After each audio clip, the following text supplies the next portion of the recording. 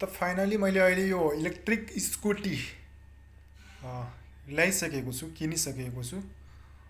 अब तपाईँहरूलाई म यसै म चढेर सम्पूर्ण ब्लगहरू अगाडि देखाउनेछु भन्दै आज म तपाईँलाई अब यो अनबक्सिङ गर्दैछु। यसको के फ्यासिलिटी छ र यसमा के सुविधाहरू छन्, कति किलोमिटरसम्म चल्छ यो, या कति घन्टा चार्ज गर्नुपर्छ, सम्पूर्ण जानकारी म तपाईँहरूलाई, यसको प्राइस कति पर्यो, यसको के ग्यारेन्टी छ, सम्पूर्ण तपाईँहरूलाई म दिनेछु अब यसमा। त अब हेरौँ साथीहरू, अब यसलाई म ओपन गर्दैछु। भर्खरै यसको डोरीहरू खोलिसकेँ। अब यो यसरी ओपन हुन्छ। तपाईँलाई म सम्पूर्ण अनबक्सिङ गरेर देखाउँछु। यसको भित्र यस्तो रहेको छ सेट, हैन? खोलेपछि यो यस्तो देखिएको छ। अब सम्पूर्ण बाहिरै निकालेर म तपाईँहरूलाई देखाउनेछु है त। त साथीहरू, अहिले मैले अब यो बक्सदेखि बाहिर निकालिसकेँ, हैन? बाहिर निकालेपछि अहिले यो यस्तो देखिएको छ। अब यसलाई चाहिँ सेटिङ गर्न बाँकी छ। यसको ह्यान्डलहरू फिट गर्न छ। त्यो सबै म तपाईँहरूलाई देखाउँछु अब क्रमशः। यसको ह्यान्डल सिधा गरौँ है त। यो अहिले यस्तो देखिएको छ। अब ह्यान्डल सिधा गरौँ।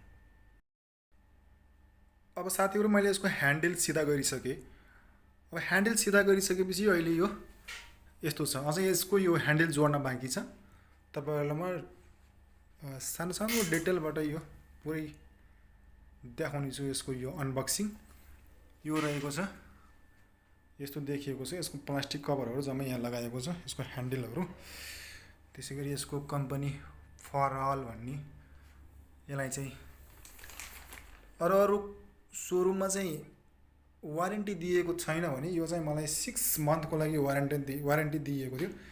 त्यस कारणले म इन्ट्रेस्टिङ भएर यो ल्याएको। यो हेर्न सक्नुहुन्छ तपाईँहरूले। अब यसको हामी यो बुक, सानो बुक छ, यो खोल्छौँ। हेरौँ यसभित्र के छ। यस बुकमा यो यसरी अनबक्सिङ गरौँ। यहाँनिर तपाईँहरूले देख्न सक्नुहुन्छ। यो यहाँनिर यसको यो ह्यान्डल छ एउटा, यो यहाँ यसको यो ह्यान्डल छ अर्को, हैन? त्यसै गरी अर्को पनि दुईवटा ह्यान्डल यहाँ भेटियो ह्यान्डलमा। त्यसै गरी यो रहेको छ चार्जर। यहाँ यो ल्यापटप कम्प्युटरको जस्तो चार्जर हुन्छ यो चार्जर। त्यसपछि यो प्लगहरू लगाउनेलाई यो बक्सभित्र। त्यसै गरी एउटा यहाँ एलेङ्की दिएको छ यो टाइट गर्नको लागि। र अर्को यसमा दिएको छ अब फाइनल एउटा यो बुक।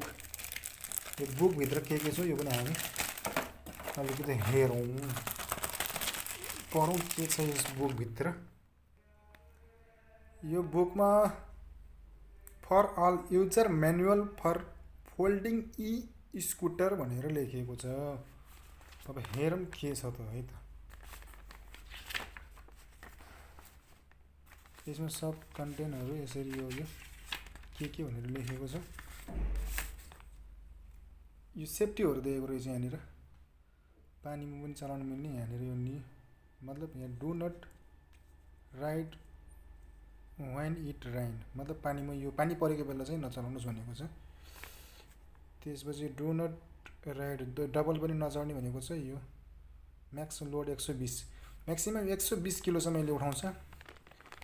त्यसै गरी do not ride after doing or taking medicine, त्यो सेफ्टीको लागि दिएको छ, हैन?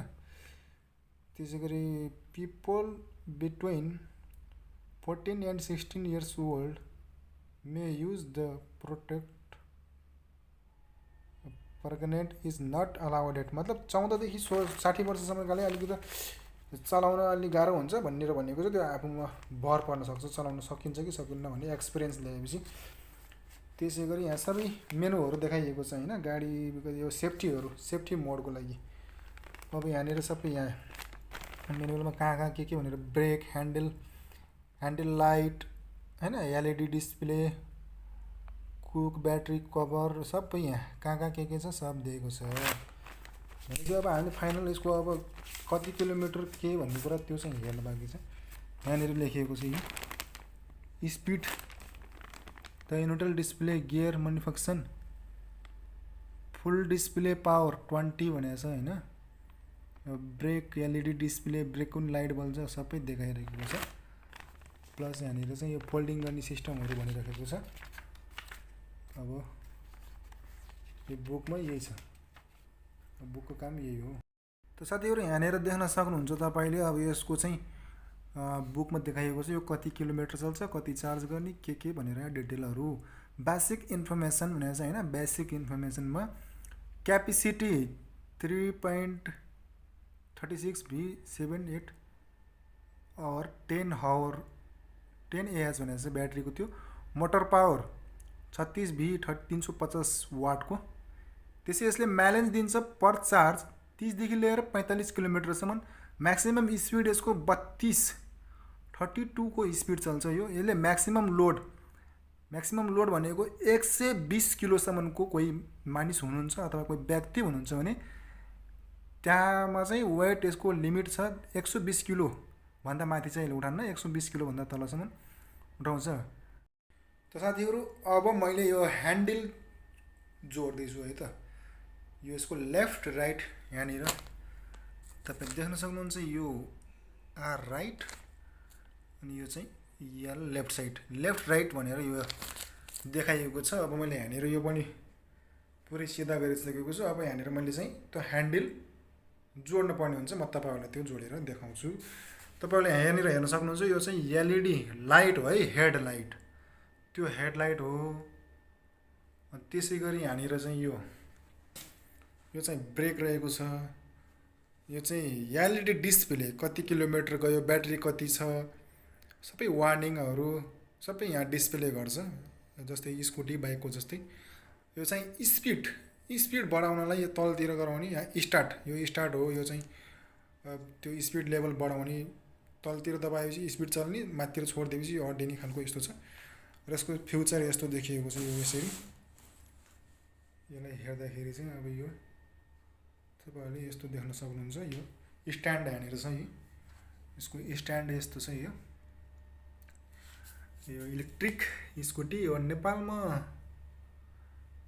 चाहिँ यो गाछे कि हैन, विदेशबाट साथीहरुले लगेर गएको भिडियोहरु चाहिँ देखिएको छ। अब यो नेपालमा चाहिँ छिटै जान्छ होला। अब पहिला हाम्रो चाहिँ अब पुरानो डिजाइनको टिभी, पुरानो डिजाइनको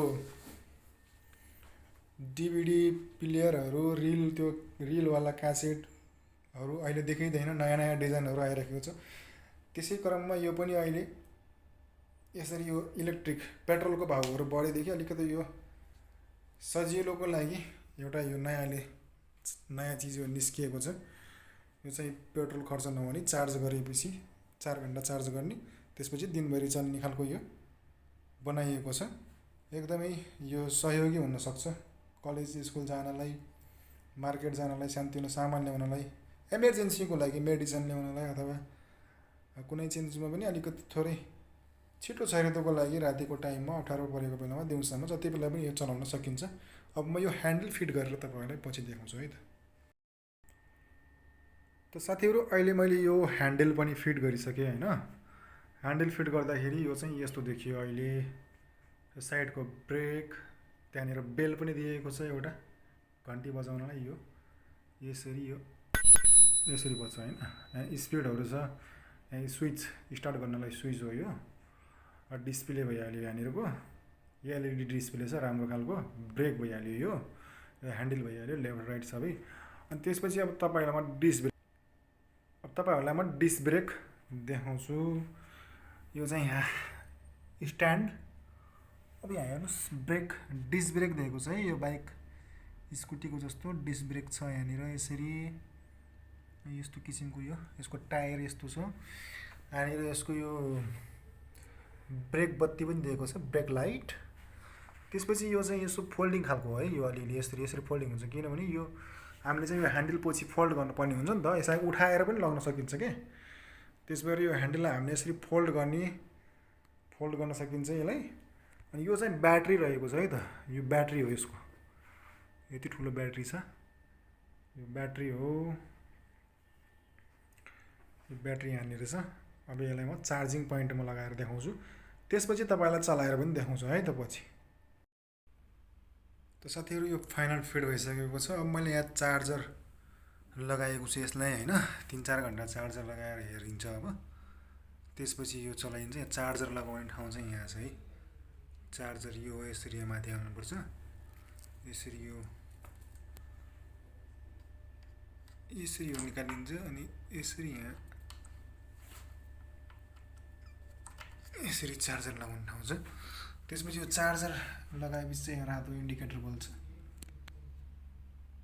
यो रातो इन्डिकेटर बल्छ। अनि त्यसपछि चाहिँ यहाँ तपाईँको यहाँ यसरी प्लगमा लगाइएको छ।